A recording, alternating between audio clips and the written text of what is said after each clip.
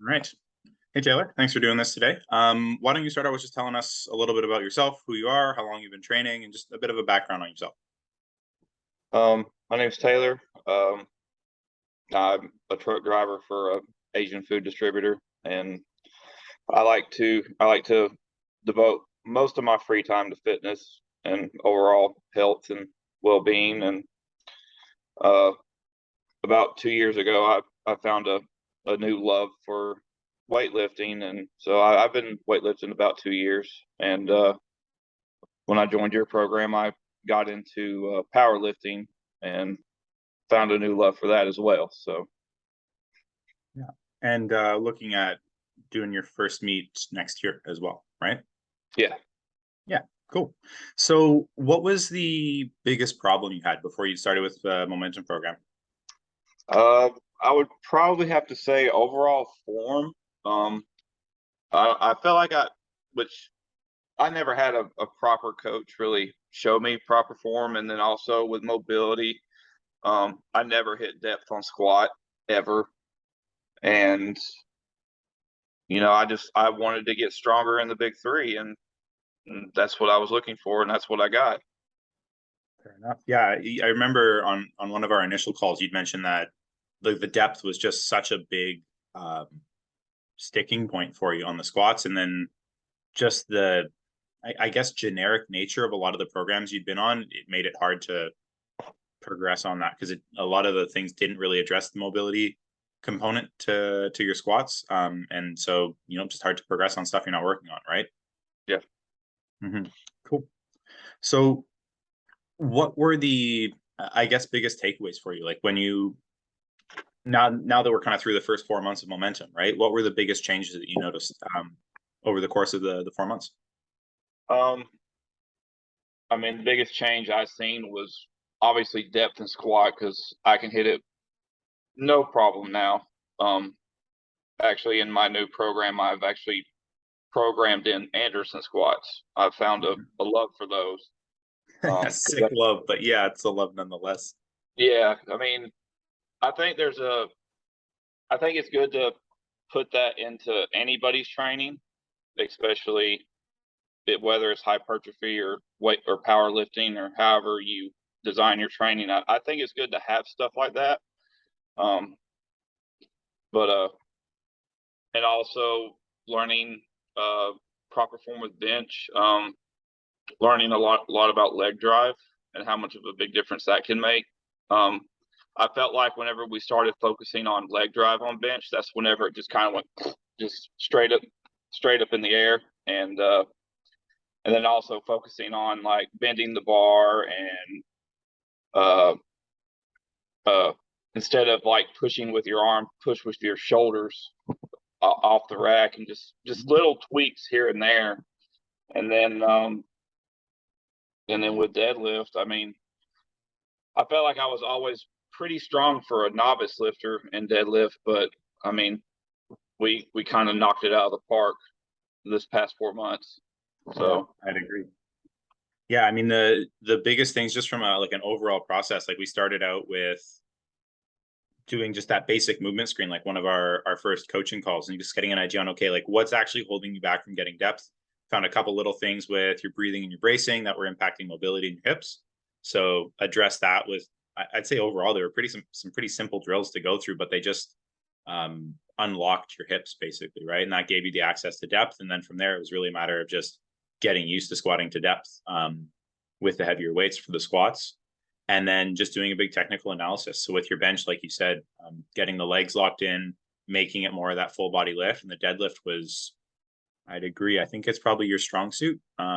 If I were to pick one of the three, and it was just some fine tuning and playing with some little details in terms of how you were locking everything in before those big lifts to just keep consistent more than anything. Because you would have some good reps and some that were they were all right. But once you started getting a lot more good reps in training, it just blew up. Like your deadlift went from your max to your max for 4 reps in a few weeks. When yeah, we started, it was really quick. Um, so yeah, what were if we actually go on paper and say with the numbers, what were the differences? I've got kind of my sheet here, but when you started, where were your maxes at, and then where do we finish after the first 16 weeks? My deadlift was 495. It went to 550, and then my squat was 400. I got up to 450, and then my bench, I believe it was 285, and then I got it up to 315. Yep. And with some in the tank on the bench and the deadlift as well, I'd say. Yeah. Cool. I think one other thing to note with that as well is just from a diet standpoint, like it's not like you gained a bunch of weight when we did this either. You're actually down, like your average weight is down a little bit from when we started, right?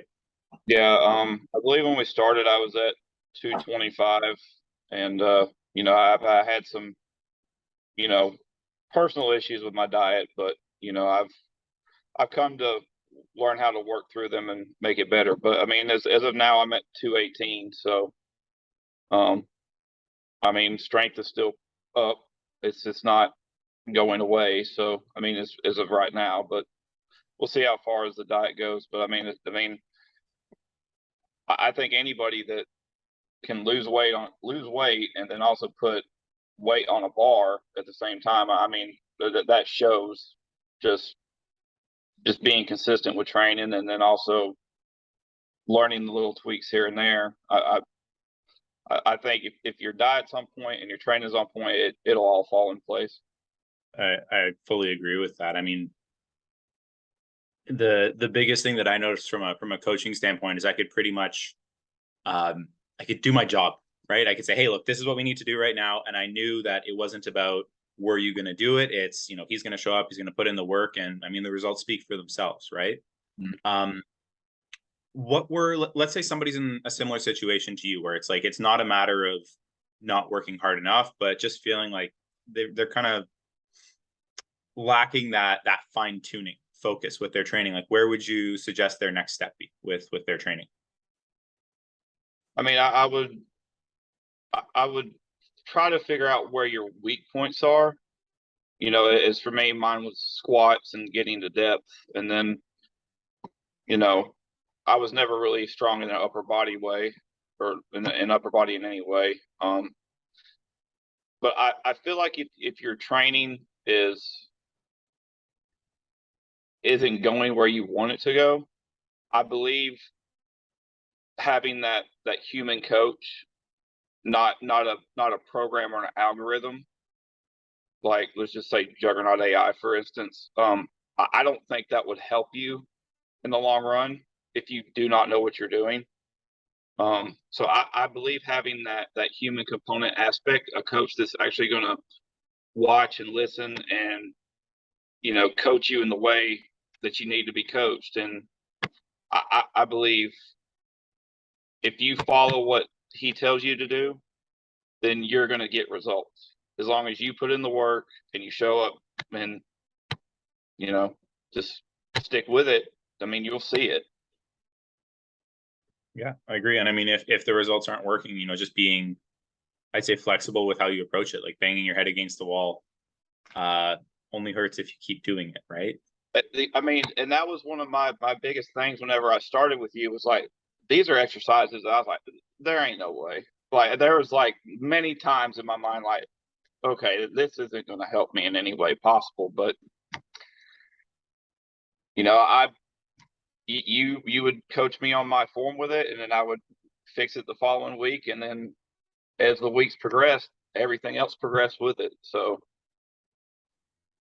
yeah, and I mean that trust in the process is huge. So I mean, like I said, it made my job a lot easier. And just like, hey, humor me here a little, and sure enough, it worked out, right? yeah. Cool. Yeah. That pretty much covers everything I wanted to go through today. Any final thoughts or things you'd want to add here? Whoever's watching this, if you're stuck in a lifting limbo, or another one, novice purgatory is another one I like to use, I think the momentum program would help you, and I think it's something that you should consider. Perfect. All right. Thank you very much. I mean, couldn't have said it better myself. I think we'll leave it at that today. Very much appreciate it. Thank you very much, Taylor. Yeah, no problem. All right.